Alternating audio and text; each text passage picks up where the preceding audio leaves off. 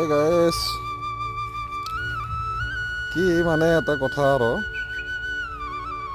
আমি যেতিয়া 13-14 বছৰ বয়সত আছিলোঁ আৰু সমান বয়সত আছিলোঁ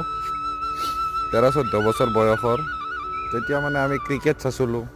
ক্ৰিকেট চাওঁতে শচীন তেণ্ডুলকাৰক দেখা পাইছিলোঁ শচীন তেণ্ডুলকাৰক দেখা পাই পেলাই শচীন তেণ্ডুলকাৰ হ'ব ইচ্ছা গৈছিল বা কেতিয়াবা চিনেমা চাইছিলোঁ ব্লেক এণ্ড হোৱাইট টিভি বেছিভাগ পাইছিলোঁ গাঁৱতো আমাৰ 2-1জনৰহে আছিল ঘৰত তাতে দেখা পাইছিলোঁ কোনোবা দিনা অক্ষয় কুমাৰৰ চিনেমা দিছিল কোনোবা দিনা চানি দেওলৰ কোনোবা দিনা মিথুন গতিকে সিগলা এক্টৰ দেখা পালি সিগলা এক্টৰ হ'বাৰো ইচ্ছা গৈছিল কিন্তু এতিয়া মানে কি হৈ গ'ল মানে চব চিষ্টেমে বদলি গ'ল এতিয়া নিজৰ তিৰিটোৰ মনতহে মই শ্বাহৰুখ খান অক্ষয় কুমাৰ আৰু ল'ৰা ছোৱালী যিকেইটা আছে সেইকেইটাৰ মনতহে আমি শচীন তেণ্ডুলকাৰ ধোনী চেহৱাগ ভাই